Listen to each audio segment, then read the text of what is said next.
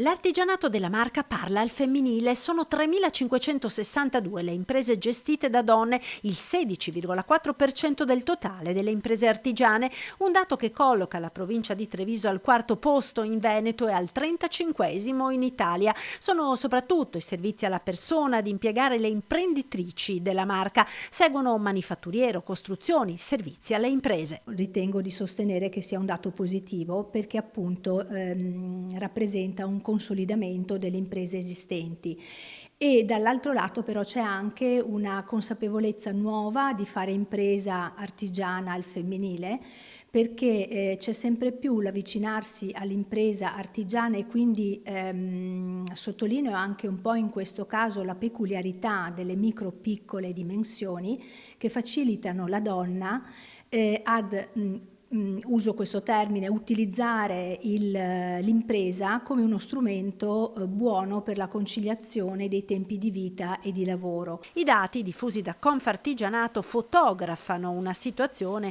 che, pur rilevando una riduzione del divario di genere, mostra come ci sia ancora molto lavoro da fare. Il dato sull'occupazione femminile è infatti fermo nella Marca al 59,8%, inferiore alla media veneta che è del 62,8%, ma è proprio l'artigianato il settore nel quale le donne rivestono maggiormente ruoli di responsabilità. Barbara Barbon porta l'esempio di un'imprenditrice quarantenne, madre di 2 bimbi, che ha aperto una rivendita di pane con specialità locali. Ha fatto questa scelta consapevole del fatto che per lei è difficile conciliare in questo momento con 2 bambini piccoli il suo lavoro.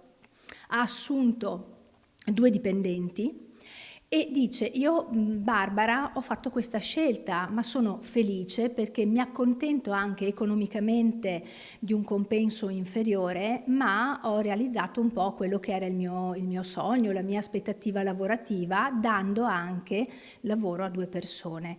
Quindi ecco, sono dei passaggi di cambiamento molto sottili, ma che secondo me si stanno piano piano delineando.